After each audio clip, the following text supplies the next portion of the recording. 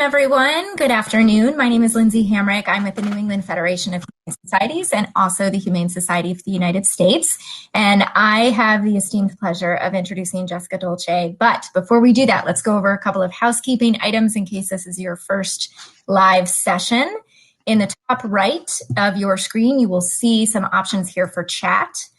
You are welcome to enter any comments or feedback or ideas as Jessica moves through her presentation in this section. If you have questions for her, please put that in the Q&A option up at the top right, and she will get to questions at the end. There's also going to be a handful of polls that we will do closer to the end of the presentation. So I will prompt you when that happens and activate those polls so you can vote and give her a sense of your experience. Any other questions, just throw them in the chat. I'm here to support you. For those that are looking for certificates, those will be emailed out to you about 15 minutes after this is done recording.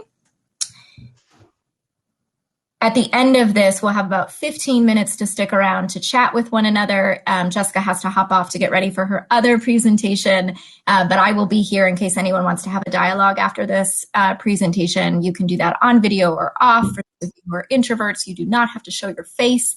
You're welcome to connect with us via chat if that's more comfortable. So with that, Jessica Dolce is here to present on self-care to we care, organizational practices to support staff resilience. And for those who may not know Jessica and have the pleasure of hearing her speak for the first time, she has over 17 years of experience working with companion animal issues and supporting the staff and volunteers who help those animals. And for me, as somebody who's a total nerd about boundaries and work-life balance, Jessica just is such a wealth of expertise and knowledge about how we can become much more resilient and healthy as organizations and thus as individuals. So with that, Jessica, I will hand things off to you.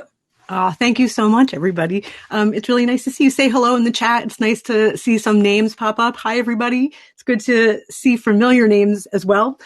Before we begin, I just wanted to start with land acknowledgement, acknowledging that I both live and work on the traditional lands of the collective people known as the Wabanaki Confederacy. That is the Maliseet, Micmac, Passamaquoddy, and Penobscot tribes. And they have lived here for thousands of generations in what is now called Maine, and whose sacred sites, waters, and traditional lands continue to be violated. So I am grateful to live here as a temporary steward of this land. And I am committed to the ongoing work of decolonization here in the state of Maine.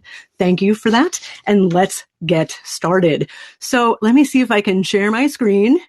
You are seeing this, right? I'm going to turn over to the slides. I'm assuming you all can see this. Yeah, Lindsay? That looks great. Okay, just checking. Thank you, everybody.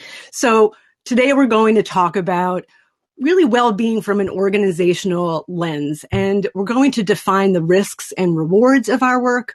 We're going to explore the impact of chronic stress, distress, and trauma on our staff and the services that we provide. And we're going to look at organizational level strategies that reduce the risks of things like burnout, compassion fatigue, and vicarious trauma, and enhance our overall resilience. So if you have questions, use the chat, make good use of it. I'll answer questions towards the end. And there is a PDF. If you don't have it available yet, it will be available to you. That's going to have a lot of resources for afterwards so that you can choose which parts of the presentation you want to learn more about. But we'll start with really identifying the risks. And we're going to spend some time here so that we have a common understanding. I always start with this quote. You probably have seen it before. The expectation that we can be immersed in suffering and loss daily and not be touched by it is as unrealistic as expecting to be able to walk through water without getting wet. And that just gets at the heart of what it is to be in a helping profession. There's no way that we can do this work and not have it impact and change us over time. The good news is that it does change us in really positive ways, but we open up the possibilities for growth and positive change when we have honest conversations about the negative impacts of the work. And so we need to start there. This is I think, a model that can be helpful in understanding the many ways that we are exposed to stress on the job. The complex stress and trauma exposed workplace model shows two different types of stress. On the left, you see systemic workplace stressors that arise from the work environment. And anyone in any job, it doesn't matter what you do, is exposed to systemic workplace stressors. I always think of this category as kind of like why Dilbert or The Office exists. It's all those things that make just working difficult. Long hours, low pay, nonstop meetings, difficult relationships with your boss or coworkers. And then, in bigger ways, feeling really unappreciated or feeling like you're a mismatch with the organizational values. So we have job stress and burnout, potentially harassment. Again, anyone who works can experience that. But on the right, we have traumatic workplace stressors, and those arise from the clients or the populations that we're serving. It's part of the empathetic engagement we're in with animals and people. And that's really specific to people who work, for the most part, in helping professions. We're exposed to both direct and indirect trauma. And I'm going to go over all of this in more detail, but I just wanted you to see the kind of full picture of our workers aren't just exposed to regular stresses. They are also exposed to traumatic workplace stressors. So it is complex, it is trauma exposed, and it's worth really digging into. For all of the workplace stress that we experience is within the context of our individual past experience and present circumstances. Work definitely affects our personal life, and our personal life affects work. It can't be, teased apart really cleanly. So when it comes to why are some people experiencing, or when do I experience greater stress or distress? Why does somebody experience compassion fatigue in their career? It's usually helpful to identify the different exposures, the different factors that contribute to an increased risk of stress and distress. And so on the top, you see in the blue personal vulnerabilities. And we're going to go over each one of these areas in the circle in depth. But just as an overview, we have those individual past and present circumstances. On the right, you see those workplace traumatic stressors, direct and indirect trauma exposure, empathy strain, or otherwise known as compassion fatigue, grief and loss at work. We get into kind of a gray zone of ethical distress, where it's partially related to the workplace itself, and it's partially related to the type of work we do with clients. And on the left are those workplace systemic stressors, like your working conditions. So we're going to break all of this down, but it's helpful, in your own life to think about, well, which one of these are, am I exposed to currently, or which one of these is contributing to my experience of stress or resilience on the job. So in terms of those workplace systemic stressors, we're really starting off with just plain old stress. And cumulative stress really does have a big impact. It's gradual. It may not seem as big of a deal as some of the traumatic workplace stress that we're exposed to, but it does pile up over time and can have a really big impact on a staff member's life over the course of their career. And if they're exposed to prolonged chronic stress, and they start to feel undervalued or powerless and overwhelmed, it can lead to burnout, which is a pretty serious condition, although it does exist on a spectrum.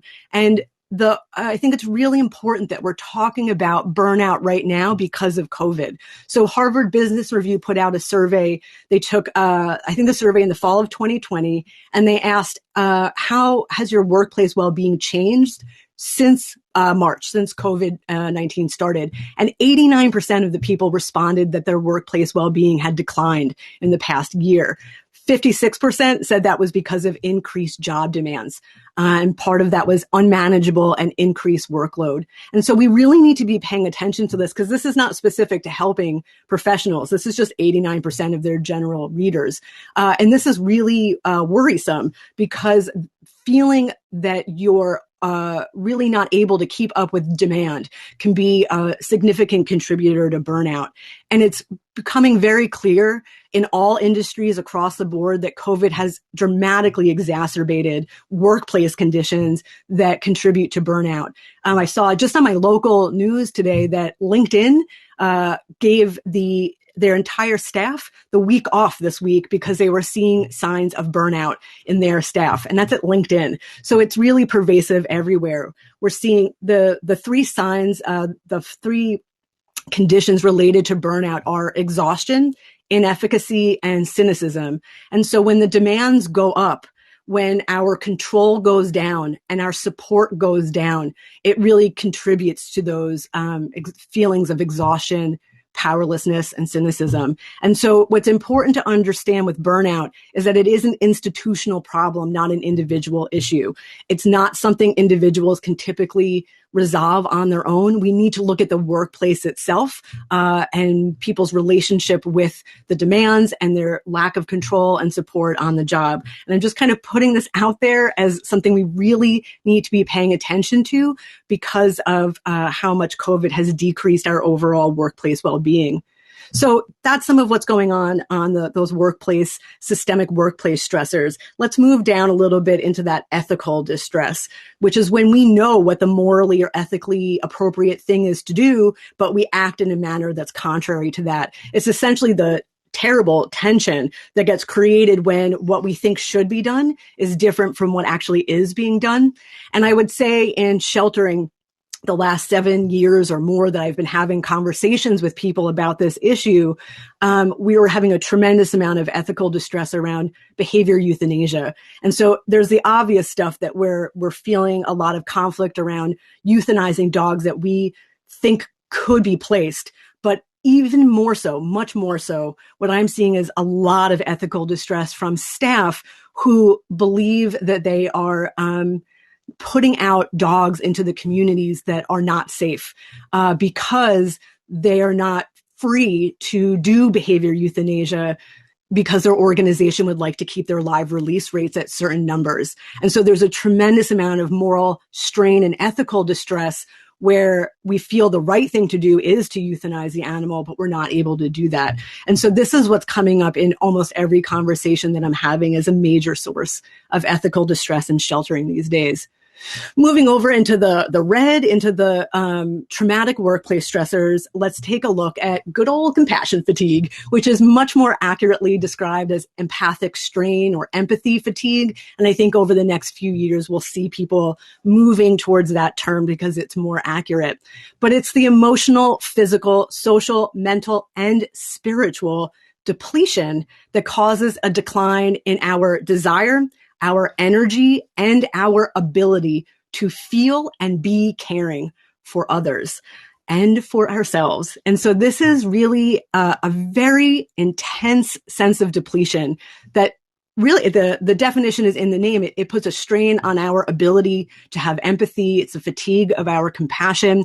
And you don't get compassion fatigue because you don't care. You get it because at some point you cared very, very much. And because you weren't able to replenish yourself, both for individual or organizational reasons, that depletion has really decreased your ability to feel connected to animals, to people, to yourself. And it's not something that just stays at work. Compassion fatigue is with us 24 hours a day. So if we're feeling really desensitized and numb and it's hard to feel and be caring at work, that's also following us home so that we're having a hard time accessing empathy for our own pets, our partners, ourselves, our community. So it's really problematic on a lot of levels. It's a predictable and normal consequence of working in any helping profession. It's not your individual failing. It's not because you're not strong or tough enough. This is a predictable risk of the job. And really, almost all people who work in helping professions will likely have some experience of compassion fatigue at some point in the whole arc of their career. That's a very normal thing to happen. And so we really need to reframe compassion fatigue more accurately for what it is, which is that it is a hazard of the job. It's an occupational hazard that we can predict. And when we think of it that way, it makes it easier for us to deal with it openly and honestly without shame, both as an individual and as an organization.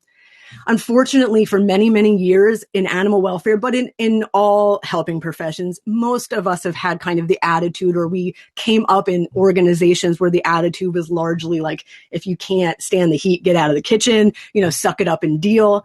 one, if that worked, like I'd be all for it. I would cut this webinar off and we'd go have a margarita, but it doesn't actually work. So that's one part of it. But also, I think that we're in for some challenges to that perspective and paradigm. I believe that we are going to see real changes in our workplace laws, and that OSHA is going to add secondary traumatic stress or indirect trauma to the list of workplace hazards. And that would put mental protection of workers on par with physical protections for workers. So I think there's going to come a time where we're not going to have a choice, where we're not going to be allowed to tell people to just suck it up and deal. We're going to be mandated to make changes. This is already happening in other countries around the world, different variations of this. And it's happening in America. Philadelphia was firefighters and first responders went to their city council to ask for this very thing to happen. There was a council member who took this up. And so there are already communities, cities that are looking to do this. And so I share this only because if we do something about this now, we're able to do it at a pace that really works for us rather than being reactive and responding to a mandate. So now is a really good time to be thinking about how we can start to get this ball rolling. So let's talk a little bit about direct and indirect trauma. What is secondary traumatic stress? First, we have primary or direct trauma exposure on the job. And so what that means is that we're in direct harm's way. The traumatic thing is happening directly to us.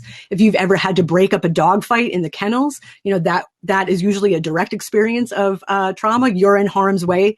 We certainly know that our animal protection officers are frequently exposed to primary or direct trauma. They are threatened when they go out to do their job. We know they have lost their lives in the line of duty. They are certainly injured.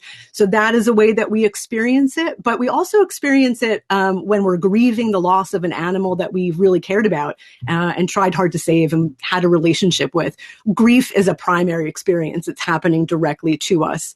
But it's secondary traumatic stress or indirect trauma that is a big part of our workday and our staff's workday. And what that means is that you're not in direct harm's way, but you are bearing witness to an animal or a person or an environment that is experiencing direct trauma. So for us, that looks like caring for animals who have been abused or neglected or had a wonderful life and then for whatever reason come to the shelter. I always think of, all those dogs that lived with elderly folks and had such a good, quiet life. And then as a senior dog, maybe their owner passed away or went into some sort of housing and the senior dog comes to the shelter and they've had such a nice, quiet life. And now they're in like the frat house that is the shelter and they become incredibly stressed in that environment. And so as we bear witness to their suffering, we feel that experience of suffering as well. It's like we're like a sponge feeling so much of it. We also are exposed to lots of indirect trauma through our work in terms of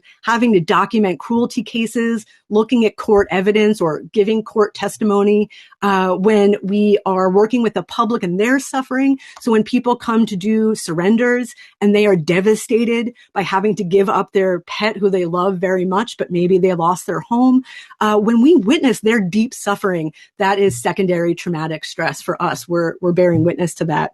If we do euthanasia for the public and they are grieving the loss of their pet, again, that is another way that we bear witness. This also just happens in our day-to-day life on Facebook and the news. We turn it on and we see graphic videos and images of animal abuse or all of the terrible things that are happening in the world to people as well. All of this. And we, indirect or direct, whenever we're experiencing either one, it's essentially the exact same symptoms that we're having. So even though we're not in harm's way, we're having the same experience almost as if we are. And so what's really important to understand about trauma is that we can't define what is traumatic for somebody else. It's always defined by the individual. And in our culture, both our workplace culture, but our wider Western culture, we really tend to only validate shock trauma or really big, obvious trauma. It's sometimes referred to as big T trauma, meaning it's like explosive. When it happens to us, we know it's happening and we are changed by it immediately. So, if you're the victim of a violent crime or something has happened to you where you're changed immediately, we tend to respond to that. We validate that in our culture.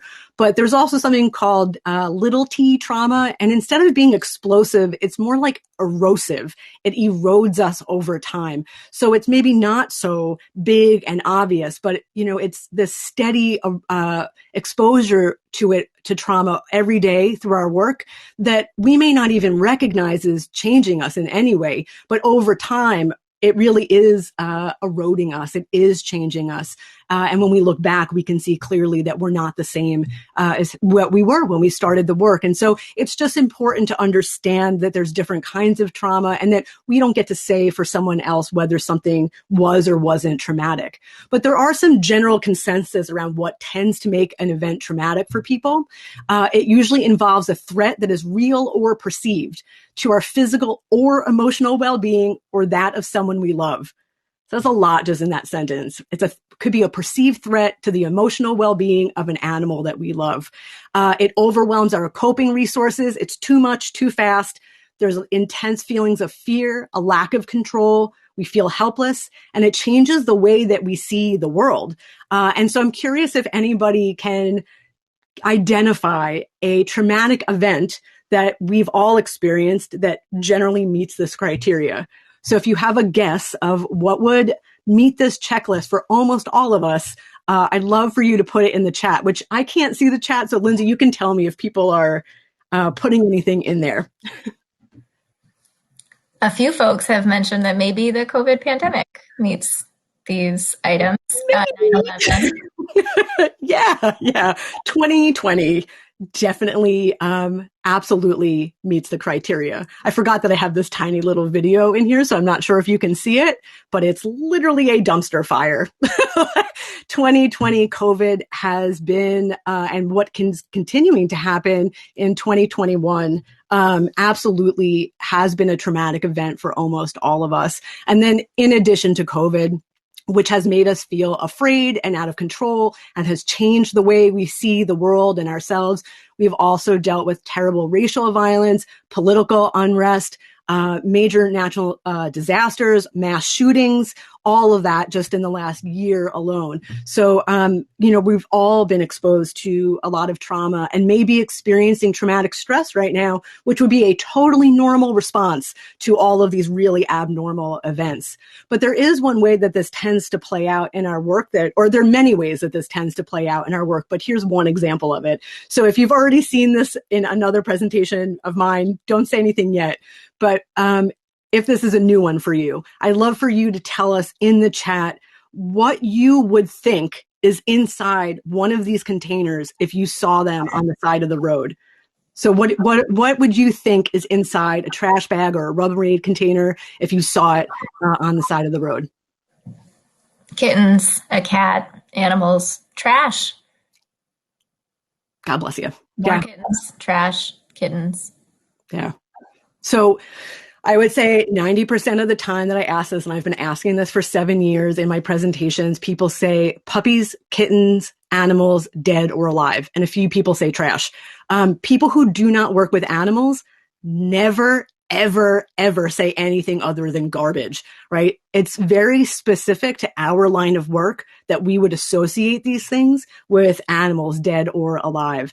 And this is an example of how we experience something called vicarious trauma in our work, which is a profound shift in our worldview as a result of the work-related trauma that we witness over time, over the course of our career. So it's usually not overnight. It's over time that we start to see changes in how we think of ourselves, whether or not we see the world as a safe place, and it impacts our beliefs about other people, whether they are good and trustworthy. So something relatively neutral, like a box or a Rubbermaid container, that's a neutral thing, right? Suddenly becomes something that doesn't feel safe. We might see it.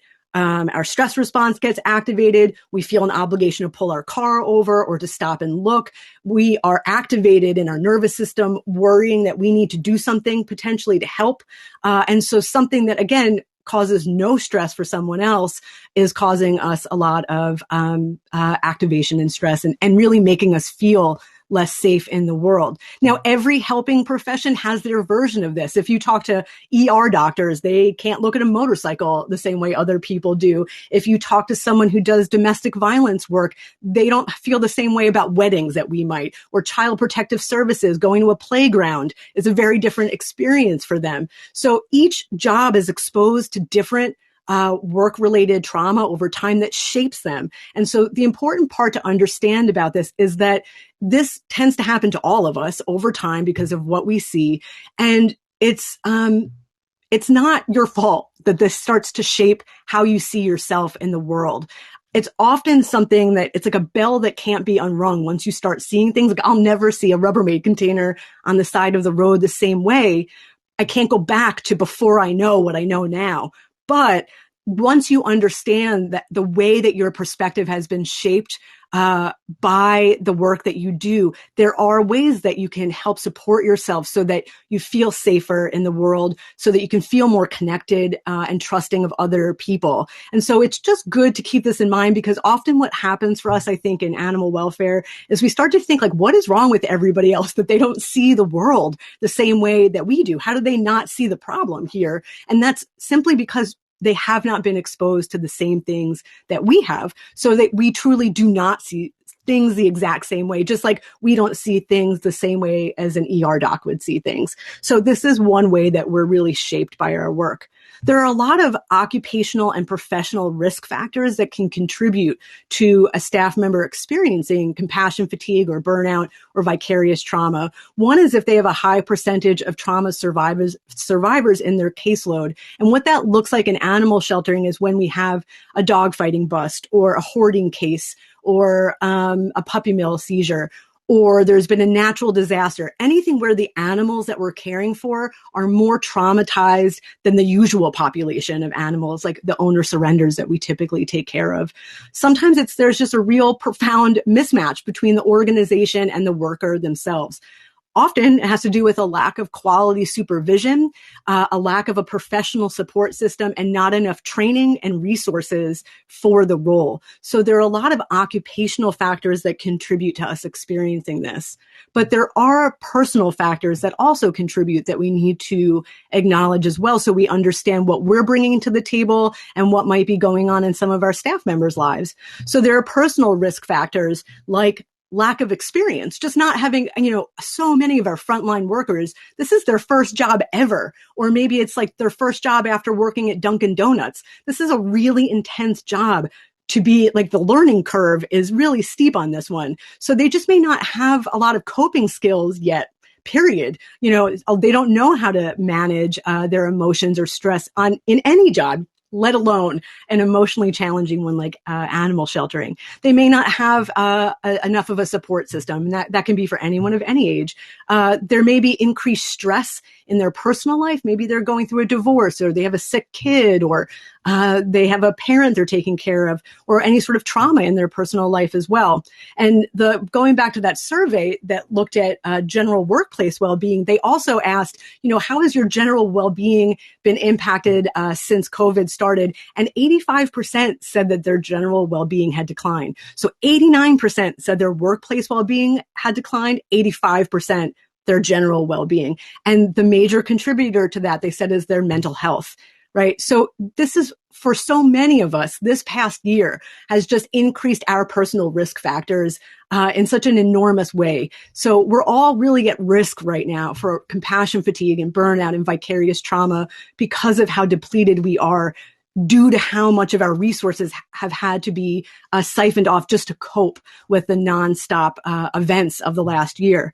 But there's also the potential for a history of unresolved trauma or a history of trauma also being a risk factor in our work. And so I don't know if you all are familiar with ACEs. That's the Adverse Childhood Experiences. And generally speaking, although it's being expanded, those are 10 potentially traumatic experiences that we have before the age of 18, or aspects of our childhood environment that undermine our sense of safety and stability. And so our score for the ACEs quiz is the sum of the different categories that you may have experienced. So the categories are physical, emotional, and sexual abuse, physical and emotional neglect, mental illness in your household, an incarcerated relative, abuse towards your parent, substance abuse, or separation or divorce of your parents.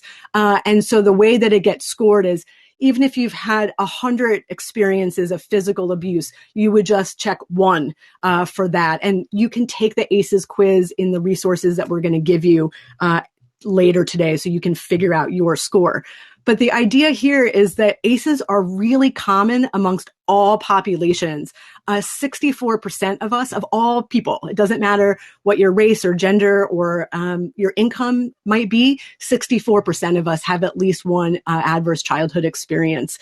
And this is being talked about in social services and in the medical care community because this is really related to lasting physical and mental health outcomes in our adulthood. So as the numbers of your ACEs increase, so does the likelihood that you will experience physical illness, obesity, diabetes, heart attack, mental illness, higher rates of suicide, behaviors like smoking and substance abuse go up as your ACE scores go up, and it affects your life potential. And one of the ways that this plays out in our work is that adverse childhood events cause a lot of stress on a child's developing brain and body. And it ultimately changes the way that your brain and your body respond to things like stress. It makes you more sensitized to stress when you grow up in an environment with a lot of stress.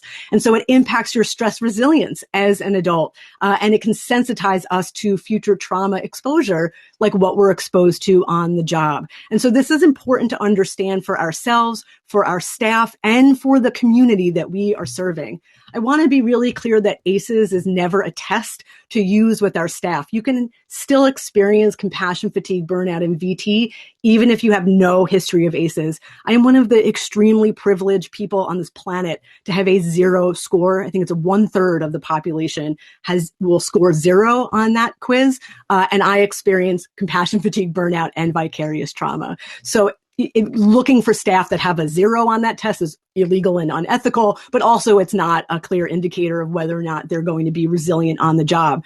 You can be an incredibly resilient human and helping professional with very high ACE scores.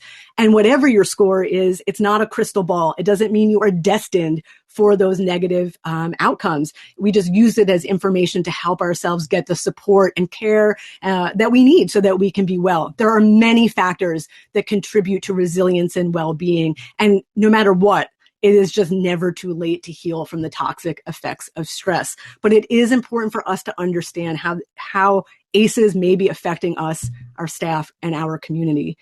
The last individual factor I'll talk about are social and cultural contexts that our staff may be living in. So if you're living with the impacts of systemic racism, if you have historical trauma in your family, and this is also related, the ACEs pyramid is being expanded to include historical trauma, discrimination and minority stress, that's any non-dominant identity. So whether that's that you're an immigrant or undocumented or LGBTQIA or really anything, the stress of being in the minority population can lead to chronic stress exposure in your day-to-day life. Microaggressions are a form of chronic and often traumatic stress, and living in poverty as well. And so all of this is exposure to stress that really leads to increased inflammation in our bodies, which means that there are mental and physical health inequities in our culture, right? Folks who are dealing with this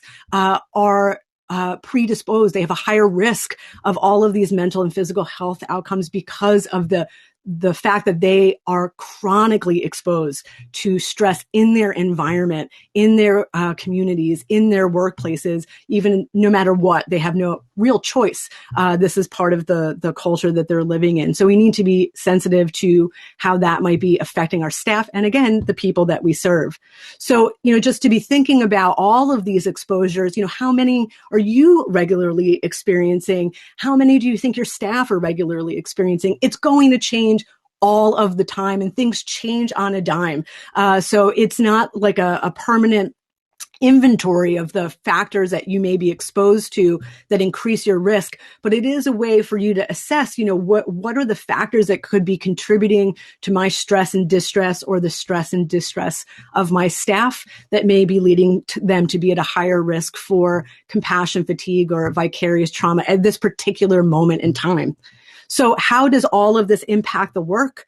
If we choose to not pay attention to, not invest in stress and distress and compassion fatigue, we're going to have some really intense dysfunction in our organizations. Just in general, organizational health goes down because there's reduced trust and safety and morale, and all of that's going to lead to increased stress activation and more conflict. This can lead to more staff turnover, which really creates a cycle of exhaustion and overwhelm for the remaining staff, because either there's not enough bodies in the chairs, or the bodies who are in the chairs are new. And if they're in that first year, then that they are not at functional capacity, which means the remaining more experienced staff is carrying a heavier load. And all of this drains or reduces our capacity to meet our mission.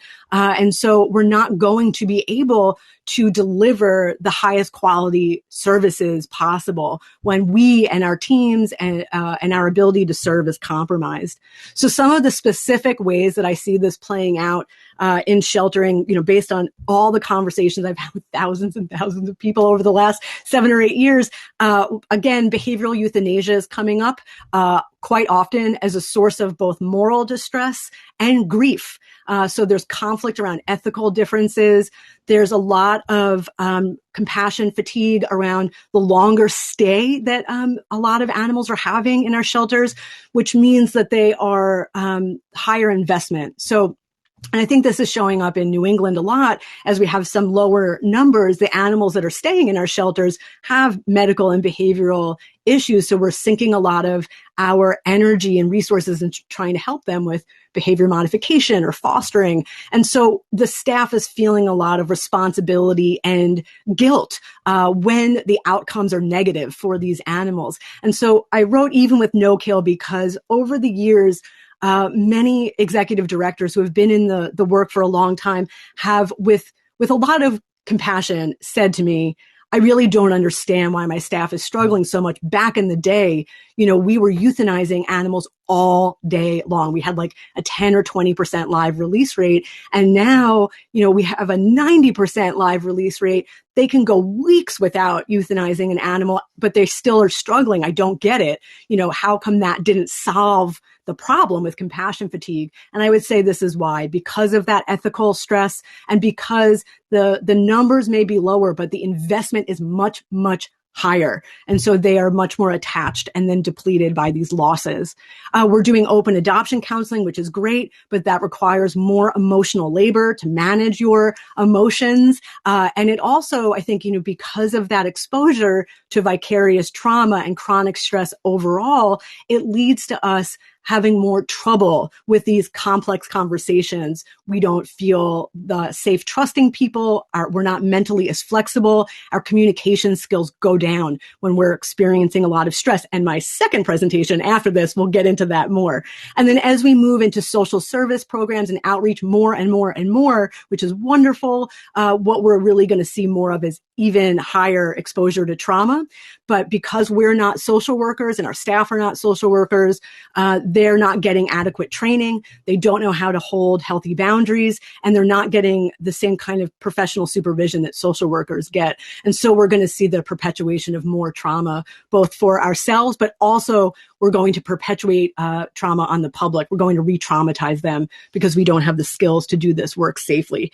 So you may be wondering, that was a bummer. Is there any upside to trauma at all? Is there any good side to showing up at the shelter and doing this work? Yes. So just like there's vicarious trauma, there's something beautiful called vicarious resilience. And that is the many positive ways that we are impacted by witnessing the healing and the resilience of the animals and the people in our care. It is a profound privilege to watch animals heal, to watch the resilience of people get through really difficult times. It is a great honor to companion animals and people in their time of need and watch them flourish. And so we are really, really lucky to be able to show up and do that kind of work every day. And when we are experiencing vicarious resilience, we have a much greater perspective about the world, a deeper sense of appreciation for everything around us. We tend to be more motivated, optimistic, and energized. And it increases our sense of hope and our belief in the possibility of recovery from trauma and serious challenges, not just for other people and animals, but for us. It gives us hope for ourselves. And all of this can lead to a very profound sense of commitment to the job and the ability to find deep meaning in the work that we do. So this is the beautiful continuum of vicarious trauma to vicarious resilience. And in order to shift towards vicarious resilience, we have to be mindful of this equation. When the stress goes up, we tend to stop caring for ourselves and our people. And we really need to understand that that creates the conditions for us to cause harm to ourselves and to those that we serve. But when we meet increased stress and just the general stress of this work with increased care, both internal and external resources, it not only opens up the possibility for resilience, which is us bouncing back to our starting point, but it actually allows the potential for growth to occur, for us to grow even stronger, more compassionate, wiser, patient, open-minded. So post-traumatic stress or post-stress growth is possible, but only when we really invest in our care and the care of our people. So is self-care the answer to that? It's really clear. The research has been saying this boldly and clearly for the last few years. Self-care is a necessary and important component of resilience, but it is insufficient on its own. And that's because our environment really matters. You can be the most resilient person in the world, but if you go into a toxic environment, it's going to reduce your resilience, right? So I once talked to a veterinary social worker who talked about seeing veterinarians each day, her clients, and how she felt like they were doing such good work in their individual sessions, but it was like cleaning themselves up only to go back the next day and to jump into a dirty pool, right? Our environment, when it's draining in this way, when it reduces the impacts of our self-care, it reduces our overall resilience. We need to create an environment that is healthy so that the self-care that we do really can take root and that we can support each other in being resilient on the job. And so unfortunately, what's happened in all industries, not just animal welfare, is that self-care and resilience has really been weaponized against staff, in the kind of fight against compassion fatigue. Just do more self-care is kind of the mantra, so if a staff member goes to their manager and says, I'm really devastated about what happened on the job. Well, have you taken a bath? Are you going to the gym? Are you doing enough self-care? Or if we say, whoa, I think I might be burning out. I need to talk to you about my 4-page job description, which is a real thing, or my lack of equipment. It's like, hey, you could handle this if you were more resilient. This is on you. Or, okay, I got the message. You want me to take better care of myself, so I need to leave on time in order to do that. Well, you're working overtime indefinitely. So we tend to push it back over and over on the individual. And that just it's never going to work. And it's not right. We need to create healthy work environments. And that starts at the bottom. The building blocks of organizational health start with things like safety. And so I love this meme. Everybody loves it whenever it goes around. Hey, the company really wants to promote mental health. So the employees say, great, hire more people so we're less pressured and pay us more so we can afford to keep up with the spiraling cost of living. Oh, no, we meant yoga, right? Yoga does not pay the bills. Yoga doesn't put food on the table. Yoga is terrific. I do it. I love it. I recommend it. But if people can't afford to take care of themselves, if people don't feel safe on the job, if you're not at functional capacity in your organization, then yoga is not going to matter a whole lot. So if we want to really promote well-being in the workplace, we have to start with the really boring stuff and time and resource intensive stuff at the bottom of that pyramid. And that's really what I'm talking about with self-care and we care. This is not about entitlement for the staff. The staff needs to take care of themselves, but they need some help learning how to take care of themselves on the job. And the organization needs to step up to create a healthy work environment that really allows that self-care to take root and then helps to continue to build a container where people are safe and well every day. And when we do those two things together, that's when we really create the possibilities for vicarious resilience and growth and a really thriving staff and community. So let's talk about the future of humane services. I think that the future is where all human-oriented services are already going, which is a trauma-informed care approach.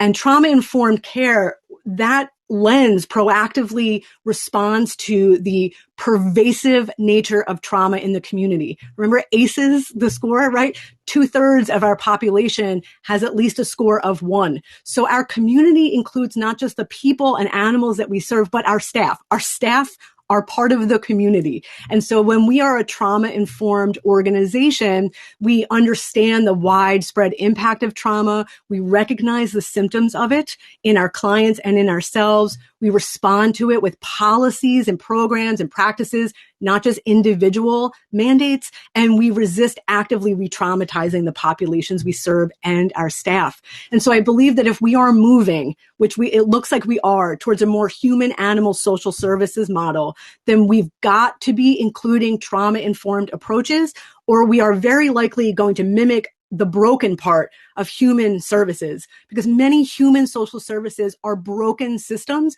where their staff are deeply impacted by the work. They have compassion fatigue, burnout, and vicarious trauma, and they are causing trauma in the communities because the system itself is broken. So we're going to cause harm if we don't model ourselves on where all of these human services are going, which is that trauma-informed approach. And fundamentally, that's shifting from the perspective of if something is happening with a person, hey, what's wrong with you? What's the matter with you? Why are you behaving that way? To what happened to you? What's going on for you? What happened in your past or what's going on right now that might be contributing to you behaving in this way? And, we already instinctively understand how important this is for animals. If an animal comes to us with behavior issues, we don't just say like, oh, what's the matter with that dog? We go, oh, maybe they weren't socialized. Maybe it was, the breeding. Maybe they were abused. Whatever it is, we try to understand the context of that animal. And if we can do that for people, we would be really in good shape. So this is about creating safety, psychological and physical, for the populations we serve and our staff, being more transparent and trustworthy, increasing peer support, more collaboration, more empowerment, and more humility and responsiveness around biases, stereotypes, racism, historical trauma. So if you're doing DEI work, we want to look for trauma-informed DEI work. What we may be looking at kind of as a model for animal services is a more vicarious trauma-informed organization, which is proactively addressing the existence and impact of vicarious trauma and secondary trauma, that indirect trauma, on our staff through policies, procedures, and practices and programs that mitigate the negative consequences for staff, for the organization as a whole, and the quality of the services delivered. I want to be really clear that this does not mean that you are expected to heal your staff's trauma if you were to become a vicarious trauma-informed organization. One of the examples I sometimes use is it's like a broken leg. If you have a staff member that you notice is limping around the shelter, you might say to them like, hey, I noticed that you aren't the same as usual. Your bone is sticking out of your leg. That is a symptom that I noticed. Come on into my office. Let's take a load off and talk about this. Okay, I think that you may need some help, so I'm going to call an ambulance because I can't actually heal your broken leg, but I can refer you to a hospital that can help you with that. And then once you're treated, you're coming back, you've got a cast on. I'm going to look at maybe you're not able to do the exact same duties that you were doing because you have a giant cast on your leg, which makes walking the dogs really hard. So come back in and let's talk about, the plan that you have and how it can help support you as you, get your resilience back in your leg. So it's really the same thing. It's like when we are becoming more trauma informed, it's can you recognize the symptoms of vicarious and secondary trauma in your staff? Can you have a trusting relationship, a respectful relationship where you can talk talk to them about this and help refer them to services that might be helpful, to talk about how it might be impacting the quality of their work, to find out what kind of support they need from you in order to do their jobs well. So I just want to be really, really clear. It's not your job to heal your staff's trauma, but you should be able to help them recognize it and to be able to refer them to appropriate services and to be able to support them in doing their jobs well. So what are these organizational practices that can help with that?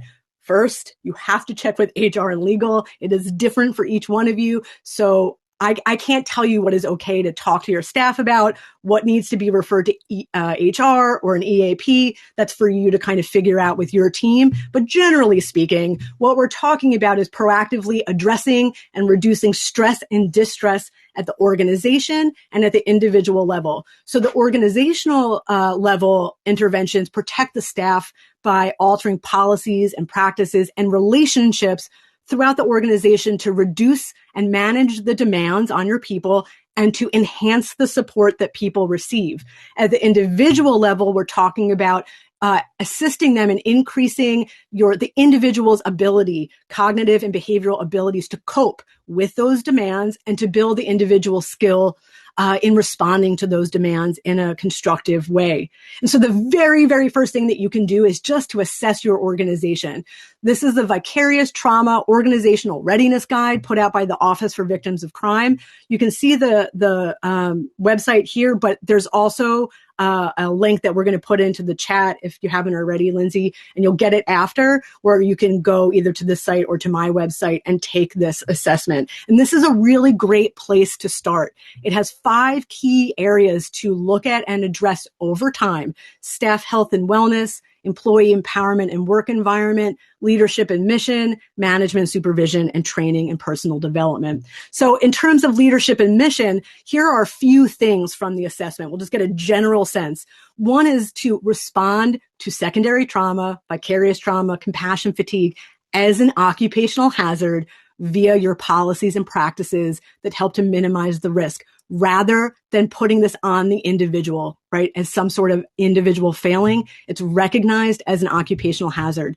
We are able to very clearly articulate the mission, values, and foster a sense of hope for our people. And we have assessments and interventions at both the organizational and the individual level. So here's our first poll. I'm going to trust that it's going up because I can't see anything. So Lindsay, if you're still there, and if you've just left, that's okay too. I'm still here. You're just like, I'm out of here. I'm going to go have lunch. So this is our first poll. If we want to open it on a scale of 1, which is never happens, to 5, which is every day. How often does your leadership model a healthy work-life balance for the staff? Meaning, do they leave on time? Do they take regular vacations? Do they send emails in the middle of the night? You know, how often are they walking the walk of self-care and that healthy balance of work and their personal needs? So on a scale of 1 to 5, how often does your leadership do that?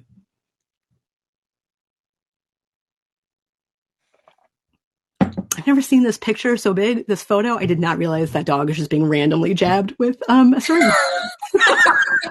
I'm going to take that photo out for next time. Give folks just a few more seconds on the poll. Click on the poll tab at the top right. You'll see this poll open. I try really hard to not give share any photos that is like trauma exposure. Like, I never want you to be upset by a photo. You see, that is a ridiculous photo. So, Jessica, we have some ties for 2, 3, and 4. That's great. I'm great. We have a few votes for never and a couple of votes for always. All right. So we're somewhere in the middle on this. Okay. So something to start thinking about. It starts from the top. This is how we create a culture of well-being in the workplace.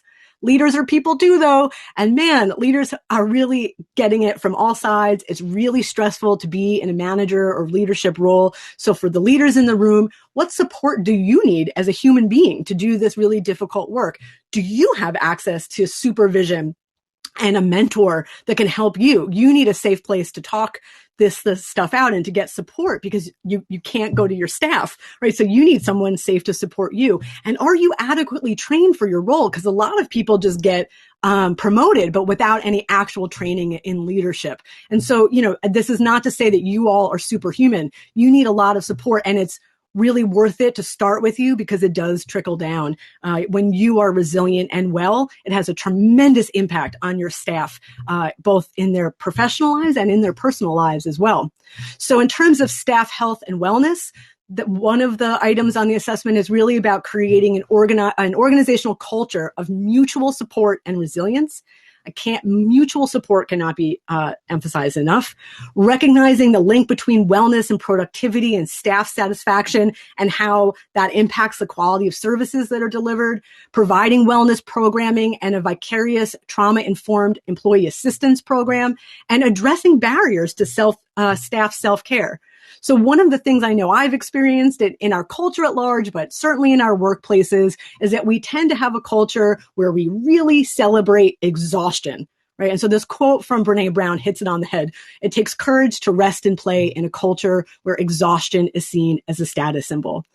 So often I hear stories of staff members being publicly praised in meetings for not having taken a day off in a month, always going the extra mile by bringing more animals home, always coming in on their time off. And we celebrate that. And so the message, no matter how often you tell people to take breaks or to take their vacation days or to take care of themselves, that doesn't matter if you are actively celebrating and praising exhaustion and burnout behaviors. If that is who is getting the accolades, then that is what you are telling people is a good employee. It's also a way that we really, I think, turn this kind of our love for animals around on our staff. If you really cared about the animals, if you had passion for your job, you wouldn't need to take time off, right? It's okay that you're exhausted and overwhelmed because this work is really meaningful for you. And so we really have to look at the culture that we create that feeds the conditions of burnout. If we feel more comfortable saying, if someone says to you, how are you doing? And you feel more comfortable saying, I'm a hot mess, I'm so exhausted, versus saying, I'm doing really great. I got 8 hours of sleep last night. I'm looking forward to taking my weekend off. If that is like an impossible thing to say, then there's something going on in the culture. And that's our larger culture too, not just animal welfare, but we really need to create the conditions for people to feel good about resting and playing. And so my next poll for you is, are work and non-work hours recognized and respected by your organization? In other words, does your staff have to check into private Facebook groups in their time off to manage volunteers or to update things? Are they required to meet transports on their days off? Are they the only animal protection officer for their whole area, so they're always on call? So, on a scale of 1, never respected, to 5, always respected, how often are work and non-work hours recognized and respected so that staff can truly have time off where they are allowed to disconnect, rest, and restore themselves from the work that they do? So how are we doing on the poll?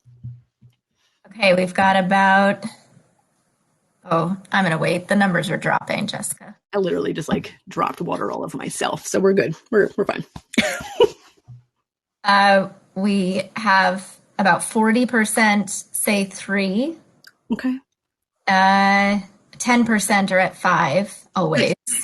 And 7% are at never. All right, so we're firmly in the middle on that one. This is a big deal because this is a barrier to the message of self-care, right? We need to make sure that people are allowed to not check email, not be on work social media, not have to come in on their day off. There can be exceptions to that, but it has to be an exception, not the rule. And so I'm glad to see we're somewhere in the middle. We can keep moving that bar. So in terms of employee empowerment and work environment, we want to provide a safe workplace, which means it's open to staff feedback on improvements that could be made. We provide staff with adequate and equitable salaries and resources to do their work.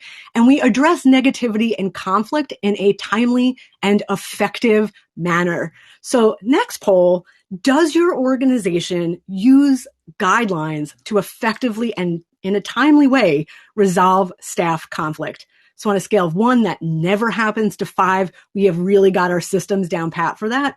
Where would you put your organization?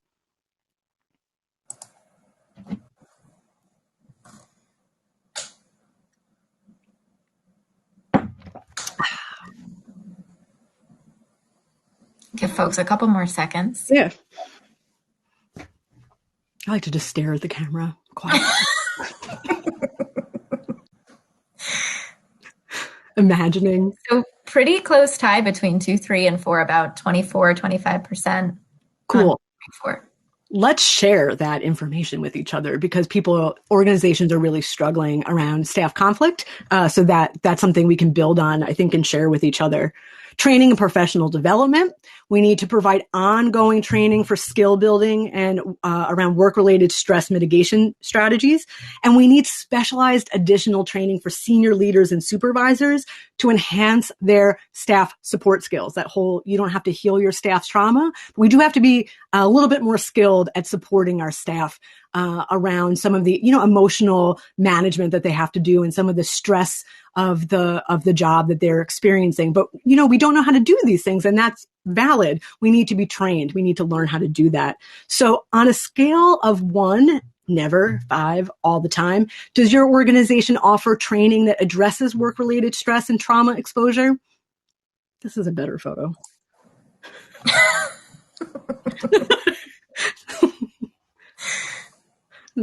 Now I'm inspecting everything. You can tell me in the chat if there was a photo that was upsetting in any way. I'll take it out. Like, there's lots of opportunities for growth here. Over 50% say never. Never. Hey. And no one says always. We've got to clone ourselves and get out there. Okay, working on it. Working on it, everybody. The tide is changing on this. We're going to get better at it. 5, management and supervision. We need to foster supportive relationships with our staff based on mutual respect and trust. Seek out our staff to support them after a critical or an acute incident. Provide regular, quality, reflective supervision and staff meetings that address topics related to stress and vicarious trauma, and be able to be competent to refer our staff to additional support as needed. So our last, I think maybe it's not our last poll, who really knows? Does your organization offer one-on-one meetings with their supervisor and or peer groups to debrief and reflect on work stressors? So 1, this never happens. 5, it's happening on a regular basis. It can be either or.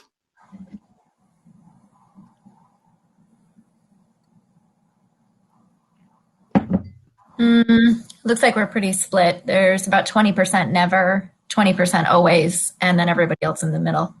All right. So what I think we're getting out of these polls is that there's a lot, I think, of resources and information that can be shared around this, so that folks can learn from the organizations that are in that 4 and 5 category. And that I think the important thing to note, for me at least, is that it means that these things are being done, right? So it's not a pie in the sky idea. There are organizations that have been able to incorporate these things in a regular way. So what are some other organizations maybe doing? The number one thing that I'm really excited to see is that more and more are hiring social workers to support their clients and their staff, or they're bringing in social work interns, who are still in school. And this is really important, particularly as we move into this human-animal social services model. We need actual social workers in our organizations to help us and to be the one that are doing some of the more direct outreach work with clients. Some people are doing more managed intake so that the workload is more predictable, rotating staff, and a lot of cross training so that high trauma exposed tasks get rotated more evenly and the burden's not just on one person. Folks are co-creating grief and loss rituals that are really supporting them. There's things like self-care themed days and months and wellness credit programs. Lots of folks are doing training in psychological or mental health first aid courses, which is a great thing for managers to be doing. They're incorporating self-regulation practices into meetings. That's my next presentation. They're offering extended time off real leave options, understanding that some folks are going to need real time to restore themselves after what they have experienced. And we fundamentally all need to be increasing mental health coverage and getting better employee assistance programs to help us out. So I'm curious, what have you all been doing that you feel like has effectively, addressed or tended to your staff's well-being at your organization? There's a lot of wisdom in any room where we get together like this. So what are some of the things that you have invested in that have been really helpful? And how are we doing on time? I have no concept of time right now. You have 11 minutes left. Oh, okay. And if folks want to put your ideas into the chat, then I'll relay those to Jessica. Yeah, thanks. Ooh, walking meetings on a beautiful day. Love it. They had baby goats visit. Yes. Goat yoga is awesome. Lots of snacks. I saw someone do gardens in old kennel, like the bottoms of old kennels, like for guinea pig cages and other kennels. They made raised beds in their parking lot and created vegetable gardens. Ooh. Isn't that a great idea? One shelter's right on a rail trail, so they take advantage of that. Organizational-wide, no meeting days for the whole organization. Yes. A surprise day off. Yeah. Close for half a day and do lunch and games for the staff. Breakfast sandwiches. Yay. Need enrichment too, Let's play with the animals and each other. All right.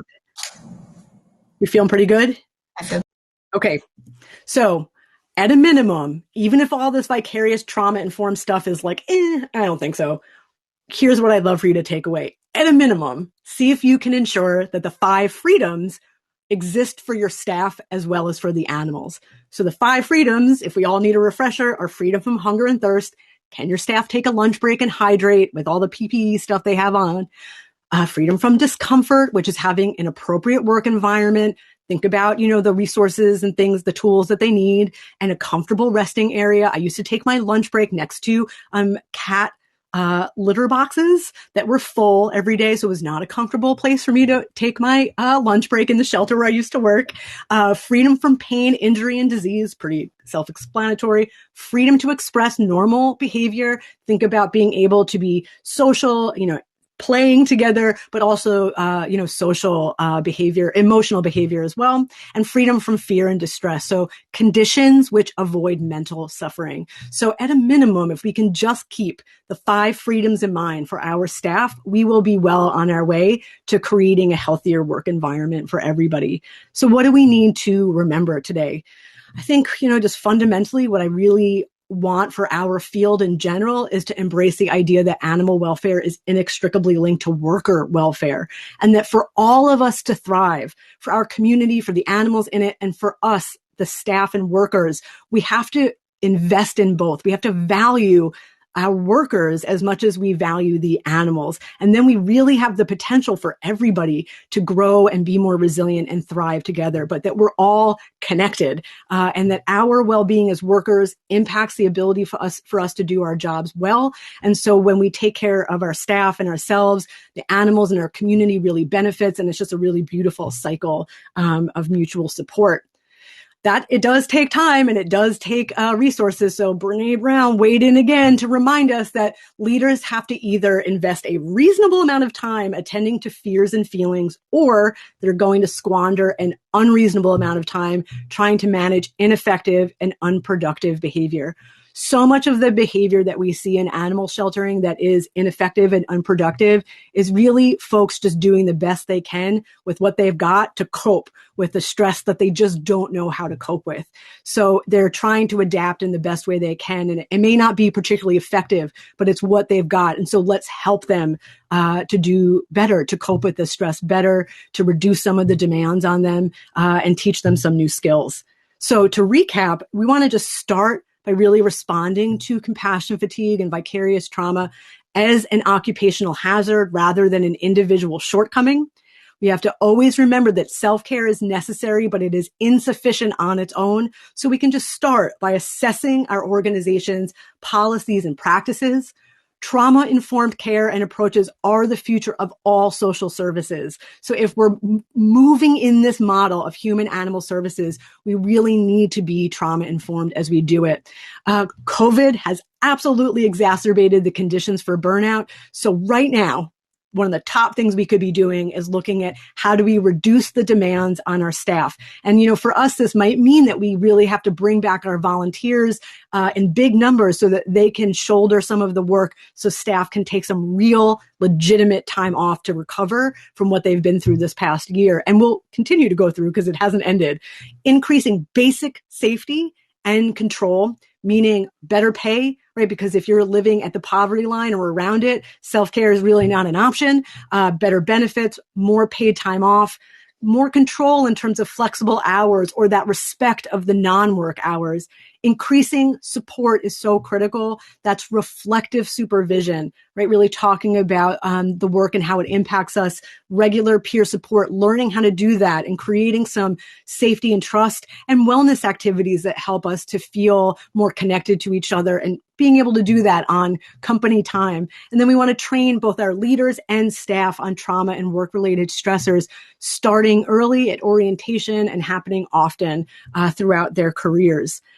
It takes time, it takes energy, it takes resources, and it takes a commitment to your people, understanding that if you care about having a humane community, your workers are part of the humane community. There's no separation between the people you serve and the people who are working in your organization. If we want a humane community, we have to invest time and resources, and it is an ongoing long-term commitment. So we just do this one step at a time, right? Nothing will happen overnight, but we just do it one step at a time to create a healthier work environment. So there is the assessment, both the Vicarious Trauma Informed Organizational Assessment and the ACEs quiz for adults can be found at compassionandbalance.com/resources. But I'd also, if we have time, I'm happy to answer any questions that you might have. I want to first thank you for listening to a real whopper of a presentation. That was a lot. And so I'm not sure if I can get to everything. If I miss anything or you think of a question later, you can always email me at jessica@jessicadolce.com.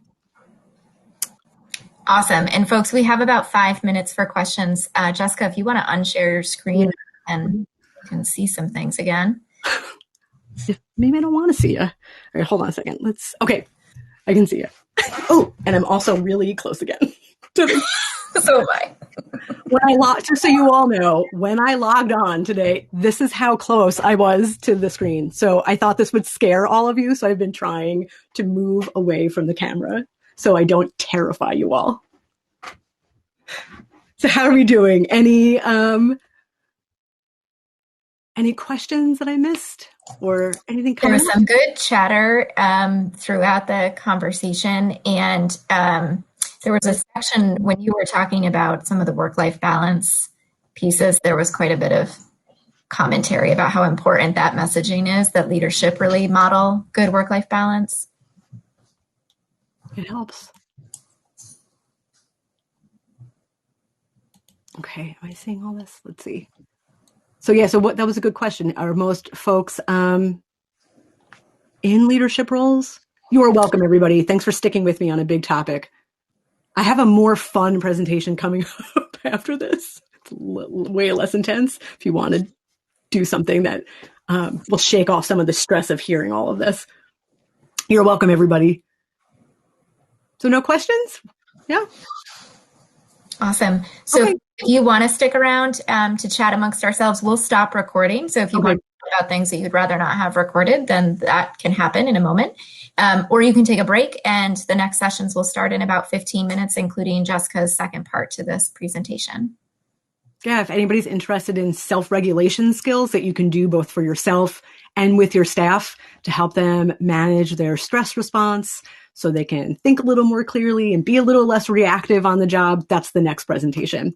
So thank you so much. Thanks, Bethany. I wish that there was a gentle way to suggest all of this to your top leadership too. I would say that, it can start with just saying, I went to a really interesting webinar and I learned some, good things. And there's a resource PDF that you'll get, and maybe you can share some of those resources, like the organizational assessment, and just start putting like the seeds in leadership's mind, or just like make an anonymous packet and slide it under their door. Those of you who are in leadership positions, maybe you could also kind of answer that question for Bethany. How would you like your staff to approach you if they, felt like some of this needed to happen in your organization? How would you like staff to bring this up to you? But there is a real business case for doing all of this, because it does help you to meet your mission. And so, even if folks don't really believe in a lot of this, sometimes you can present the business case for reducing stress and increasing wellness on the job. So, yeah. But yeah, if anybody has any thoughts on that, like how you would like to be approached if you were in a leadership position, I think it's important to share that, because a lot of staff members are wondering, how do I begin this conversation when I'm not in a position of power? So I'm going to miss the next session due to another. Is it possible to see the recordings? I'm assuming? Mm-hmm. Okay. Yep. Everyone will have access to all the recordings from the conference. Yeah. And I would also say, leaders, if you're just vulnerable about it, if you just identify that you're terrible at work-life balance and it's because you feel a lot of stress and pressure and you're getting asked a million questions after hours, I think literally just saying that gives your staff permission to come to you and say the same thing. Yeah. We have an open door policy for your team always. Do you, have you ever done an anonymous survey to ask them if they feel comfortable using your open door policy, or do you feel that they are using it? Because, and I don't know anything about you, so this is not personal, but often this is what leadership will say: I have an open door policy, but their staff are telling me I absolutely do not feel safe going in there to talk in an honest way about what's going on. Again, totally not personal. That was a general comment. So sometimes we can do like anonymous surveys to find out, like, are people really comfortable talking about these things with us? Yeah. But it's really great that you have the policy, and I hope that it makes a difference for everybody. We need to be able to have constructive, difficult conversations. And sometimes that means like bringing in conflict resolution or, folks to help us learn some skills, because healthy conflict is really generative and helps us move forward with things, but we often aren't taught that either. So we need to have some skill training. So some could feel intimidated or unsafe. Great suggestion. Let's just ask, and what would make them feel a little bit safer. Yeah. Before I forget, make sure that you fill out the session survey. There'll be another one in her next session as well. Thank you, everyone. If you want to stay on and have a conversation, feel free. And thank you so much, Jessica. This was amazing. Oh, thanks, everybody. I really appreciate it. See some of you soon. Bye.